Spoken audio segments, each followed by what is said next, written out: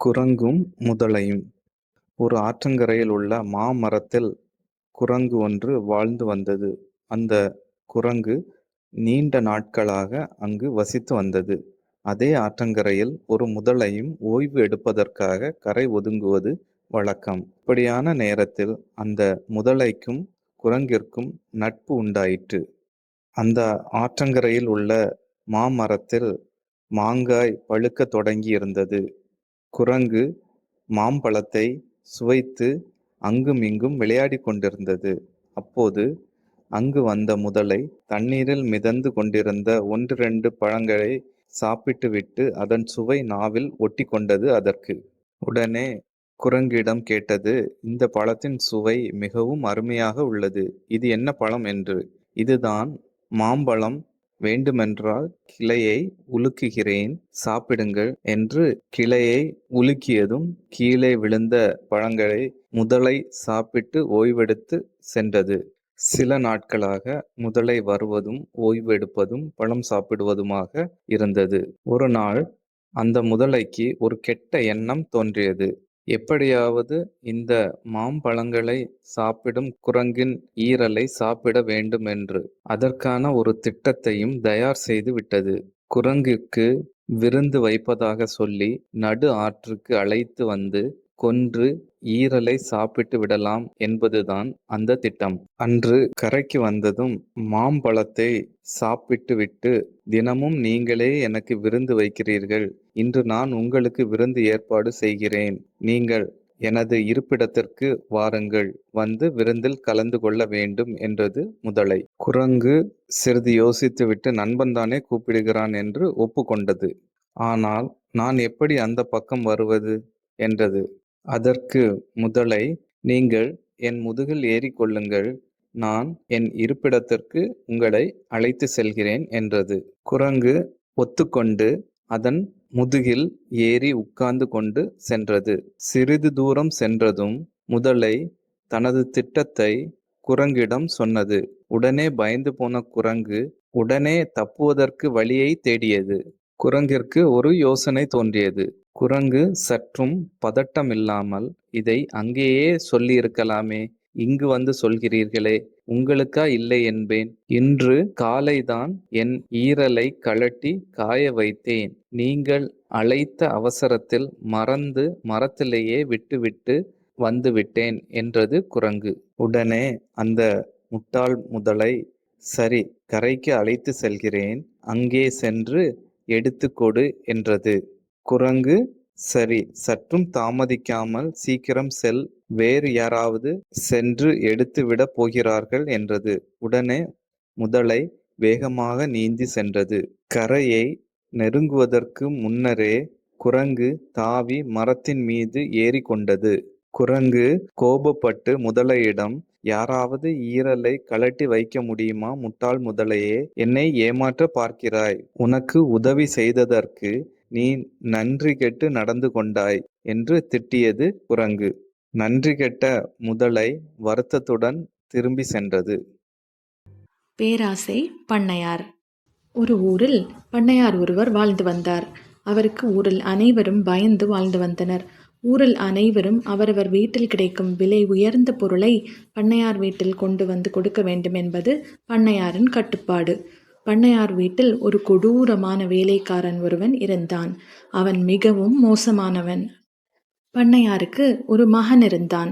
அவனுக்கு ஒரு நாள் திருமணம் வெகு விமர்சையாக நடத்தப்பட்டது. சில நாட்கள் நகர்ந்தன. பண்ணையார் மருமகள் கருவுற்றாள். அவளின் வளைகாப்பு நடத்த முடிவெடுக்கப்பட்டது. பண்ணையார் ஊரில் அதிக அந்தஸ்து உடையவர் என்பதால் அவருடைய வீட்டு வளைகாப்பு நிகழ்ச்சி வெகு விமர்சையாக நடத்தப்பட்டது. வளைகாப்பு நிகழ்ச்சிக்கு நிறைய சீர்வரிசைகள் வண்டி வண்டியாக வந்தன. அதனை ஊர் மக்கள் அனைவரும் பார்த்து வியந்தனர். உலகத்தில் உள்ள அத்தனை விதமான பழங்களும் சீர்வரிசையில் வந்தன. இந்த மக்களுடன் அதே ஊரைச் சேர்ந்த சொக்கனும் ஒருவன். சொக்கன் மிகவும் ஏழ்மை நிலையில் தன் மனைவியை இழந்து தன் 2 பிள்ளைகளுடன் வறுமையில் வாழ்ந்து வந்தான். தன் 2 பிள்ளைகளுடன் வளைகாப்பு நடைபெறும் நிகழ்ச்சியை பார்த்துவிட்டு மனக்கவலையுடன் வீடு திரும்பினர்.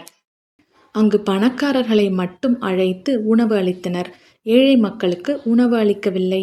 அன்று இரவு சொக்கன் வீட்டில் படுத்து உறங்க சென்றான். சொக்கன் பிள்ளைகள் வளைகாப்பு நிகழ்ச்சி பற்றி பேசியபடி உறங்கப் போகும் முன்பு அங்கு வளைகாப்பு நிகழ்ச்சியில் அளித்த உணவு எவ்வாறு இருந்திருக்கும்? அந்த பழங்கள் எத்தனை விதவிதமாக இருந்தன! அதிலும் அந்த செவ்வாழை மிகவும் அழகான சிவப்பு நிறத்தில், பார்ப்பதற்கு மிகவும் அழகு, சொல்ல வார்த்தையே இல்லை, அவ்வளவு அழகாக இருந்தது. அதன் சுவை எவ்வாறு இருந்திருக்கும்? நினைக்கும் போதே நாவில் எச்சில் ஊறுகிறது என்று பேசியபடியே உறங்கினர்.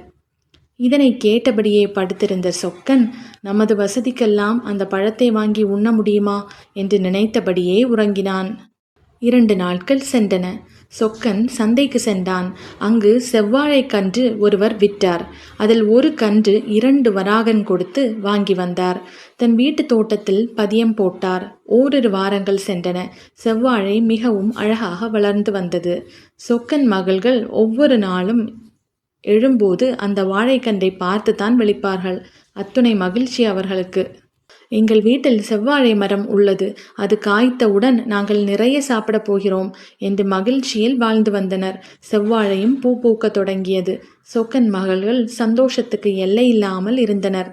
செவ்வாழை காய்த்து பழுக்கும் நிலையில் இருந்தது. ஒரு நாள் பண்ணையார் வீட்டு வேலைக்காரன் சொக்கன் வீட்டுக்கு வந்தான். சொக்கனை பண்ணையார் வீட்டு வேலைக்கு அழைத்துச் செல்ல வந்தவன் சொக்கன் வீட்டு வாழையை பார்த்து விட்டான். அவனுக்கு ஒரே வியப்பு. என்னடா இது, சொக்கன் வீட்டில் செவ்வாழை, எப்படியும் இவர்களை இதனை சாப்பிட விடக்கூடாது என்று முடிவு கட்டினான்.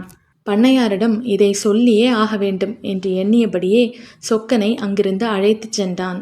வீட்டு வேலையை முடித்த பின் சொக்கன் வீட்டில் இருக்கும் செவ்வாழையை பற்றி வேலைக்காரன் பண்ணையாரிடம் பகிர்ந்தான். பண்ணையார் சொக்கனை அழைத்து, உன் வீட்டில் செவ்வாழை இருக்கிறதாமே, அப்படியா என்று கேட்டார். ஆமாம் ஐயா என்றான் சொக்கன். நாளைக்கு நம்ம வீட்டு வேலைக்காரன் வருவான். அதை வெட்டி கொடு, சரியா? குழந்தை பிறந்த தாய்க்கு செவ்வாழை பழம் கொடுப்பது மிகவும் நல்லது.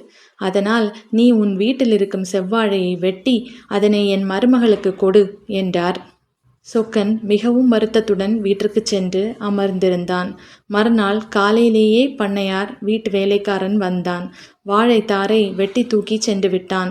சொக்கன் மகள்கள் இருவரும் அந்த காட்சியை பார்த்தபடியே தங்கள் கனவுகள் அனைத்தும் வீணாகிவிட்டதே என்ற ஏக்கத்தில் அழுத வண்ணம் நின்றனர். புலியும் மாடும். ஓர் அடர்ந்த காடு. அந்த காட்டில் 4 பசுக்கள் ஒன்றாக வாழ்ந்து வந்தன. அவைகள் எங்கு சென்றாலும் ஒன்றாகவே சென்று வந்தன. புல் மேய்வதற்காக சென்றாலும், இரவில் ஓய்வு எடுப்பதற்காக சென்றாலும் ஒன்றாகவே இருந்து வந்தன. அதனால் இந்த 4 பசுக்களையும் எந்த மிருகத்தாலும் ஒன்றும் செய்ய இயலவில்லை. அப்படி ஏதாவது மிருகங்கள் வேட்டையாட வந்தால் இந்த 4ம் ஒன்றாக சேர்ந்து அவற்றை விரட்டி அடித்து விடும். இப்படியாக நாட்கள் கடந்தன. இவைகள் ஒன்றாக இருப்பதை புலி ஒன்று பார்த்தது. அந்த புலிக்கு இந்த 4 மாட்டையும் வேட்டையாட வேண்டும் என்ற எண்ணம் தோன்றியது. பலமுறை முயற்சி செய்தும் அந்த பசுக்களை இந்த புலியால் வேட்டையாட முடியவில்லை. அதனால் இந்த புலி ஒரு திட்டம் தீட்டியது. எப்படியாவது இந்த பசுக்களை பிரித்து விட்டால் நாம் அவற்றை வேட்டையாடி விடலாம் என்று ஒரு திட்டம் போட்டது. இந்த புலி காட்டில் இருக்கும் அனைத்து மிருகங்களிடமும் போய் இந்த 4 பசுக்களை பற்றி அவதூறு கூறியது. அந்த அவதூறு மிகப்பெரிய ஒரு பாதிப்பை ஏற்படுத்தியது. அதனால் இந்த 4 பசுக்களும் சண்டையிட்டு பிரியத் தொடங்கியது. அந்த புலி எதிர்பார்த்தது நடக்கத் தொடங்கியது. அதன் திட்டத்தின்படியே ஒன்றாக இருந்த 4 பசுக்களும் திசைக்கு ஒன்றாக தனித்தனியே சென்றுவிட்டது. ஒவ்வொன்றும் தனித்தனியே புல் மேயத் தொடங்கியது. இதை சாதகமாக பயன்படுத்தி கொண்ட புலி ஒவ்வொன்றையும் ஒவ்வொரு நாளாக தனித்தனியே வேட்டையாடி கொன்றுவிட்டது. கடைசியாக இருந்த பசுவும் அப்பொழுதுதான் உணர்ந்தது, நாம் ஒன்றாக இருந்திருந்தால் இந்த புலியால் நம்மை நெருங்கக்கூட இயலாது. நாம் பிரிந்து சென்ற காரணத்தால் இந்த புலி அனைத்தையும் வேட்டையாடி விட்டு இப்பொழுது நம்மையும் கொல்லப் போகிறது என்ன பயன்? புலியை நம்மால் வெல்ல முடியாது. கடைசியாக தன் உயிரையும் புலியிடம் கொடுத்தது. நீதி. ஒற்றுமையே பலம். ஆடு மேய்ப்பவனும் புலியும். ஒரு ஊரில் குறும்புக்கார ஆடு மேய்க்கும் சிறுவன் ஒருவன் இருந்தான். தினமும் ஆடுகளை புல்வெளியில் மேயவிட்டு மரத்தின் மேல் அமர்ந்து புல்லாங்குழல் வாசித்தவாறு பொழுதை கழித்து வந்தான். தினமும் இந்த ஆடுகளை மேயவிட்டு தனிமையில் இருப்பதால் வாழ்க்கையில் எந்த சுவாரஸ்யம் இல்லை என மனதிற்குள் நினைத்தான். ஒரு நாள் திடீரென்று ஓநாய் ஓநாய் உதவி செய்யுங்கள் என கூச்சலிட்டான். அதை கேட்டு அருகே உள்ள வயலில் வேலை செய்த உழவர்கள் விரைவாக ஓடி வந்தனர். எங்கே ஓநாய் என சிறுவனிடம் கேட்க, சிறுவனோ விளையாட்டாக கூப்பிட்டேன் என கூறி சிரித்தான். சில நாட்கள் கடந்தன. சிறுவன் மீண்டும், வேறொரு நாள், புலி எனது ஆடு ஒன்றை கவ்விச் செல்கிறது, காப்பாற்றுங்கள் என அலறினான். இந்த முறையும் உழவர்கள் வந்து புலி எங்கே என கேட்க, சிறுவனும் நக்கலாக சிரித்தான். சில நாட்கள் கழித்து புலி ஒன்று நிஜமாகவே ஆட்டுக்குட்டி ஒன்றை கவ்விச் சென்றது. சிறுவனும் வழக்கம்போல், யாராவது உதவுங்கள், புலி ஒன்று எனது ஆட்டை கவ்விச் செல்கிறது என பயத்துடன் அலறினான். ஆனால் வயலில் வேலை செய்து கொண்டிருந்த உழவர்கள் மறுபடியும் சிறுவன் நம் அனைவரையும் முட்டாளாக்கலாம் என்று நினைக்கிறான். சிறுவனுக்கு இதே ஒரு வேலையாகிவிட்டது. நம் அனைவரையும் வேலை செய்ய விடாமல் கூச்சலிடுகிறான். சிறுவன் வேண்டுமென்றே கூச்சலிடுகிறான். எல்லோரும் அவரவர் வேலையை கவனியுங்கள் என்றவாறு தங்கள் வேலையை தொடர்ந்தனர். சிறுவன் கூச்சலிட்ட பிறகும் அந்த வயலில் வேலை பார்த்து கொண்டிருந்த ஒருவர் கூட வரவில்லை. அப்பொழுதுதான் அவன் தான் செய்தது மிகப்பெரிய தவறு என்று உணர்ந்தான்.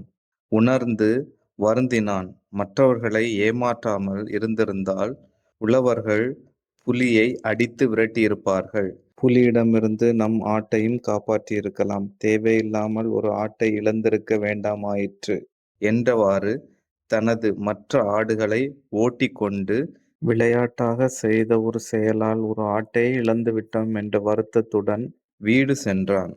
நீதி. பொய்யனை யாரும் நம்ப மாட்டார்கள். நரியும் புலியும். அது ஒரு அடர்ந்த காடு.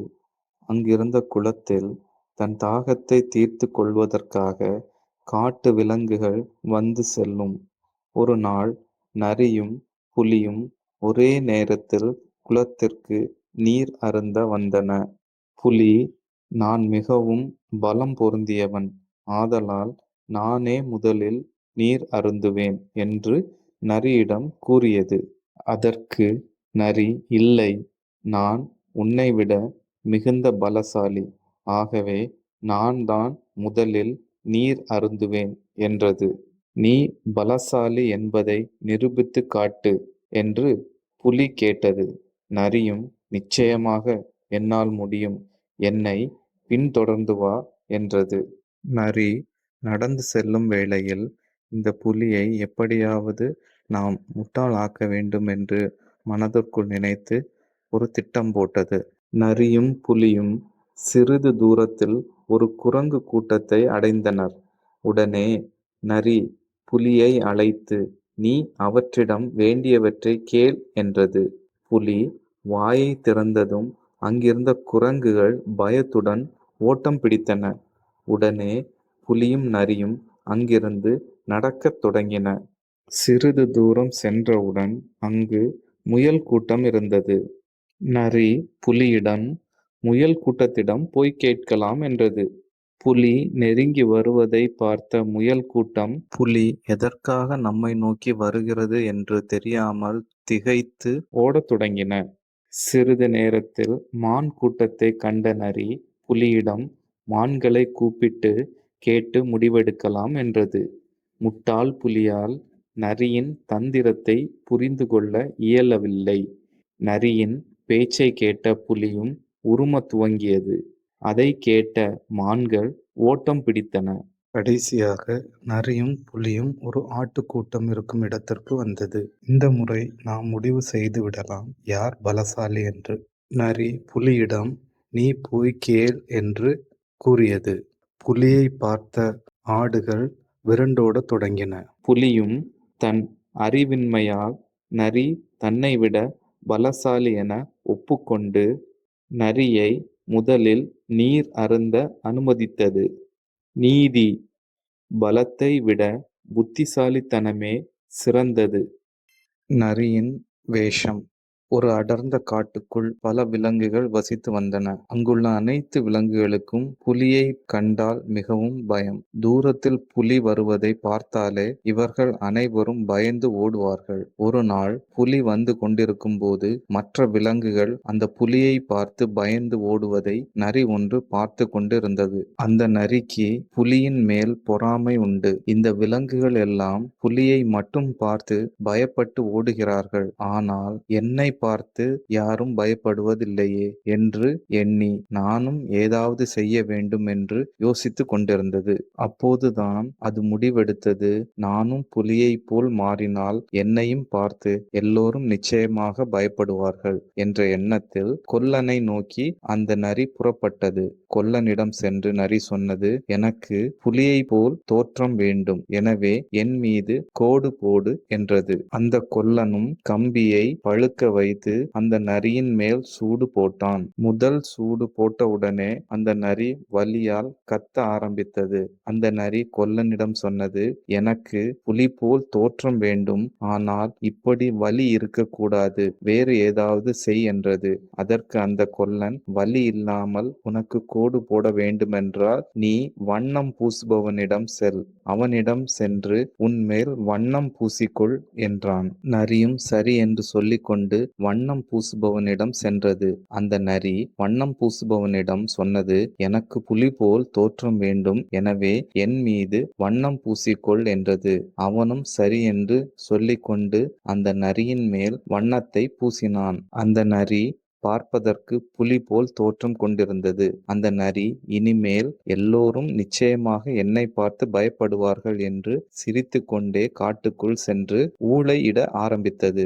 என்னதான் அது புலியைப் போல் வண்ணம் பூசியிருந்தாலும் அதன் குரல் நரியைப் போல் தான் இருந்தது. புலியைப் போல் அதனால் சத்தமிட முடியவில்லை. இதன் சத்தத்தை கேட்டு மற்ற எல்லா விலங்குகளும் ஓடி வந்தன. மற்ற விலங்குகள் நரியை பார்த்து ஆச்சரியப்பட்டனர். ஆனால் சிறிது நேரத்தில் பயங்கரமான மழை பொய்ய ஆரம்பித்தது. அந்த மழையில் நனைந்த நரியின் வேஷம் அனைத்தும் கலைந்து போயின. அந்த நரி மீண்டும் பழைய நிலைமைக்கே வந்தது. இதை பார்த்த மற்ற எல்லா விலங்குகளும் ஏளனமாக சிரித்தனர். இந்த கதையில் இருந்து நமக்கு புரிந்தது, நாமாக இருப்பதே நல்லது. திருடும் காகம். ஒரு வீட்டில் நாய் ஒன்றை வளர்த்து வந்தார்கள். அந்த நாய் அருகில் இருந்த மரத்தில் குடியிருந்த காகத்துடன் நட்பாயிருந்தது. ஒரு நாள் காகம் கவலையுடன் இருந்தது. இதைக் கண்ட நாய்க்குட்டி காகத்திடம் சென்று, என்ன காக்கையாரே, ஏன் ஒன்றும் பேசாமல் வருத்தமாக இருக்கிறீர் என்று கேட்டது. அதற்கு காகம், மனிதர்கள் மற்ற பறவைகளை அன்புடன் வளர்க்கின்றனர். அவர்களின் செயல்களையெல்லாம் பாராட்டுகிறார்கள். ஆனால் என்னை வெறுத்து கல்லை எறிந்து விரட்டுகிறார்களே, ஏன் என்று கேட்டது காகம். இதற்கு காரணம் உங்கள் ஒழுக்கமின்மைதான். இதை நீங்கள் இல்லாது செய்தால் உங்களையும் அன்பாக நடத்துவார்கள். நாய்க்குட்டி கூறியது. எங்களிடம் அப்படி என்ன ஒழுக்கமின்மை இருக்கிறது? கடமை, சுத்தம், இப்படி பல நல்ல குணங்களில் நாங்கள்தான் சிறந்தவர்கள் என்று சொன்னது காகம். உண்மைதான் என்றது நாய்க்குட்டி. பகிர்ந்து உண்ணும் பண்பை கற்றுத் தந்ததும் நாங்கள்தான் என்று பெருமையோடு சொன்னது காகம். ஆமாம், அதுவும் உண்மைதான் என்று மறுபடியும் சொன்னது நாய்க்குட்டி. இப்படி பல நல்ல குணங்கள் எம்மிடம் இருந்தும் மற்ற பறவைகளுக்கு உள்ள மதிப்பு எங்களுக்கு இல்லையே, ஏன்? அதற்கு நாய்க்குட்டி, ஏன் என்று நான் சொல்கிறேன் உங்களிடம். எவ்வளவு நல்ல குணங்கள் இருந்தாலும் உங்களிடம் இருக்கும் ஒழுக்கமின்மையால் தான் மனிதர்கள் உங்களை வெறுக்கிறார்கள் என்று கூறியது நாய்க்குட்டி. அப்படி என்ன ஒழுக்கமின்மை எங்களிடம் என கேட்டது காகம். மனிதர்களிடமிருந்து உணவுப் பொருட்களை திருடுவது. இன்னும் சொல்லப்போனால் நீங்கள் திருடிய அந்த வடை மக்கள் மத்தியிலும் பயிலும் சிறார்கள் மத்தியிலும் பஸ்மரத்தாணி போல் பதிந்துவிட்டது. இதை எக்காரணத்தை கொண்டும் உங்களால் மாற்றி எழுத முடியாது. இந்த அவப்பெயர் இருப்பதினால்தான் மனிதர்கள் காகம் என்று சொன்னாலே எதையாவது திருடிவிடுமோ என்ற அச்சத்தில் உங்களை வெறுத்து ஒதுக்குகிறார்கள் என்று சொன்னது நாய்க்குட்டி. காகம் தலை குனிந்தது. ஒருவரிடம் எவ்வளவு நல்ல பண்புகள் இருந்தாலும் அவரின் ஒழுக்கமின்மை அவரின் அத்தனை நல்ல பண்புகளையும் மறைத்து ஒழுக்கமின்மையையே முன்னிறுத்தும். இவ்வளவு பெரிய விஷயங்கள் இதற்கு பின்னால் இருப்பதை உணர்த்திய நாய்க்குட்டியை பார்த்து, பாட்டி மன்னிக்குதோ இல்லையோ, மக்கள் என்னை மன்னிக்கவே மாட்டார்கள் என்று சொல்லி சோகத்துடன் பறந்து சென்றது. குதிரையும் கழுதையும். முன்னொரு காலத்தில் ஒரு கிராமத்தில் பண்ணையின் சொந்தக்காரன் ஒருவன் இருந்தான். அவனுக்கு குதிரை ஒன்றும் கழுதை ஒன்றும் இருந்தன. குதிரைக்கு எப்பவுமே நல்ல சாப்பாடு கிடைக்கும். ஆனால் கழுதைக்கு அதுபோல் கவனிப்பும் உணவும் கிடைக்கவில்லை. எனவே கழுதைக்கு எப்போதும் ஒரு மனக்கவலை இருந்தது. நான் நன்கு வேலை செய்தும் என்னை சரியாக கவனிக்கவில்லை. ஆனால் வேலையே செய்யாமல் இருக்கும் குதிரையை மிகவும் நன்றாக கவனிக்கிறார்கள் என்று கழுதை எண்ணியது. நாட்கள் கடந்து சென்றன. ஒரு நாள் நாட்டில் யுத்தம் ஏற்பட்டது. பண்ணைக்காரன் தன் குதிரை மேல் ஏறி யுத்தத்திற்கு சென்றான். யுத்தத்தில் குதிரை மிக சிறப்பாக செயல்பட்டது. யுத்த முடிவு நேரத்தில் குதிரையின் காலில் ஆழமாக காயம் ஏற்பட்டது. குதிரையின் காலில் அடிபட்ட காரணத்தினால் அதனால் மிக வேகமாக நடந்து வர முடியவில்லை. குதிரைக்கு அடிபட்டு காலில் காயம்பட்ட விஷயம் எதுவும் கழுதைக்கு தெரியாது. இப்படியே சில நாட்கள் கடந்தன. பல நாட்களுக்குப் பின் குதிரையையும் எஜமானனும் வீட்டிற்கு திரும்பினர். வீட்டிற்கு வரும்போது குதிரையின் காலில் பலமான அடிபட்டிருந்தது. காயத்தினால் உடல் புண்ணாகி இருந்த குதிரையை பார்க்க கழுதைக்கு மிகவும் பாவமாக இருந்தது. இதுவரை குதிரைக்கு கிடைத்த உபசரிப்பு பற்றி தவறாக நினைத்து கொண்டிருந்த கழுதைக்கு புரிந்தது. கழுதை குதிரையிடம் சென்று, நண்பா, இந்நாள் வரை உனக்கு கிடைத்த உபசரிப்பை நினைத்து நான் பொறாமைப்பட்டுள்ளேன். உன்னை நான் தவறாக எண்ணி உள்ளேன். தயவு செய்து என்னை மன்னித்துவிடு என்று கூறியது. அன்று முதல் கழுதை குதிரையிடம் நட்பாக பழகியது. இருவரும் நல்ல நண்பர்களாக மாறினர். அது மட்டுமல்லாமல் கழுதை தன்னை பண்ணைக்காரன் சரியாக கவனித்துக் கொள்ளவில்லை என்று கழுதை வருத்தப்படவும் இல்லை. நீதி நமக்கு கிடைப்பதில் திருப்தி அடைய வேண்டும். புத்திசாலி நாய். ஒரு நாள் நாய் ஒன்று காட்டில் வழி தவறிவிட்டது. அதற்கு எங்கு போக வேண்டும் என்று தெரியாமல் ஒரு நிமிடம் திகைத்து நின்று சுற்றி பார்த்தது. அப்பொழுது அங்கு சிங்கம் ஒன்று பசியோடு அலைவதை பார்த்த நாய் ஒரு நிமிடம் பதறி, இன்றோடு நம் கதை முடிந்தது என்று எண்ணியது. அப்பொழுது அங்கு கிடந்த எலும்பு துண்டுகளை பார்த்ததும் அருமையான திட்டம் ஒன்றை தீட்டியது. சிங்கம் வரும் வழியில் திரும்பி உட்கார்ந்து கொண்டு எலும்பு துண்டுகளை சுவைக்கத் தொடங்கியது. சுவைத்து கொண்டே சத்தமாக, சிங்கத்தை கொன்று தின்பது எவ்வளவு சுவையாக உள்ளது! ஆனால் வயிறு நிறையவில்லை. இன்னொரு சிங்கம் கிடைத்தால் ஆஹா, வயிறு நிறைந்து விடும் என்று கூறியது. இதை கேட்ட சிங்கம், ஐயோ, இந்த நாய் சிங்கத்தை அல்லவா கொன்று தின்கிறது என்று நினைத்து பயந்து அங்கிருந்து ஓடிப்போனது. இதையெல்லாம் மரத்தின் மேலிருந்து குரங்கு ஒன்று பார்த்து கொண்டிருந்தது. சிங்கத்தை ஏமாற்றிய இந்த நாயை சிங்கத்திடம் போட்டு கொடுத்தால் சிங்கத்தின் நட்பை பெற்று வாழ நாளெல்லாம் பயமில்லாமல் வாழலாம் என்று நினைத்தது. உடனே சிங்கத்திடம் சென்று நாய் செய்த தந்திரத்தை பற்றி சொன்னது. அதை கவனித்த நாய் ஏதோ தப்பு நடக்கப் போகிறது என்று உணர்ந்தது. குரங்கு சொன்னதை கேட்ட சிங்கம் கோபம் கொண்டு, இப்பொழுது அந்த நாயை என்ன செய்கிறேன் பார், நீ என் முதுகில் ஏறிக்கொள் என்று குரங்கை முதுகில் ஏந்தியபடி நாய் இருந்த இடத்தை நோக்கி ஓடியது. இப்பொழுது அந்த நாய் என்ன செய்திருக்கும் என்று உங்களால் கற்பனை செய்ய முடியுமா? தன்னை நோக்கி சிங்கம் பாய்ந்து வருவதை பார்த்த நாய் முன்போலவே திரும்பி உட்கார்ந்து கொண்டு, இந்த குரங்கை அனுப்பி 1 மணி நேரம் ஆகிவிட்டது, இன்னும் ஒரு சிங்கத்தை கூட ஏமாற்றி அழைத்து வரவில்லையே என்று உரக்கக் கூறியது.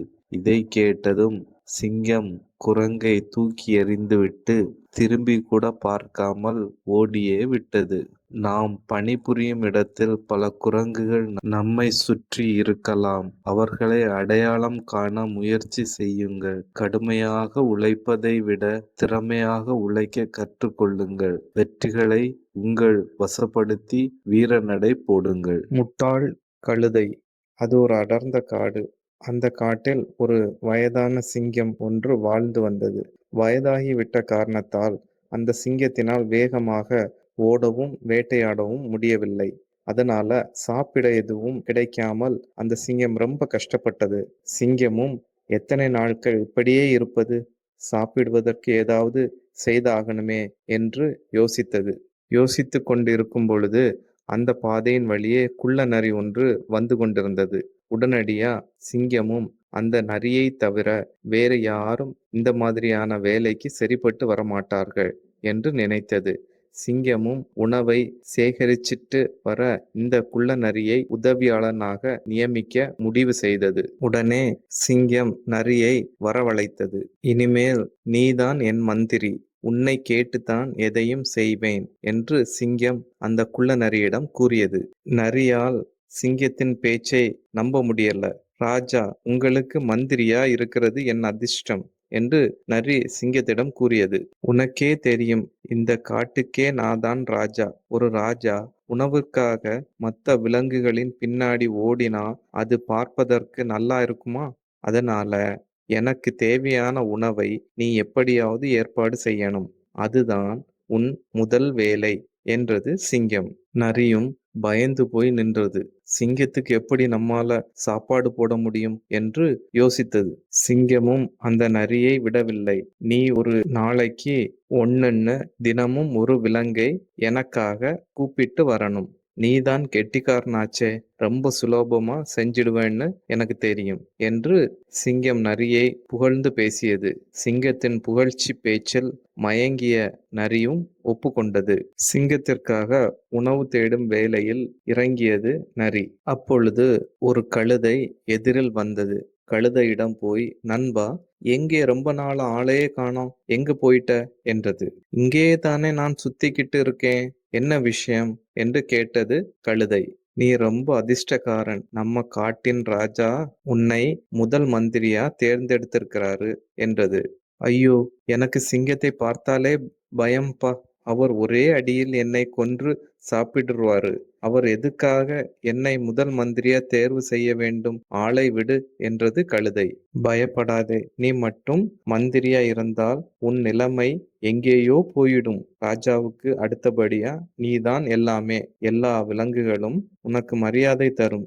ஏதாவது காரியம் ஆகணும்னா உன் பின்னாடிதான் வருவாங்க என்றது நரி. அப்பாவியான கழுதை நரி சொல்றது உண்மையென நம்பியது.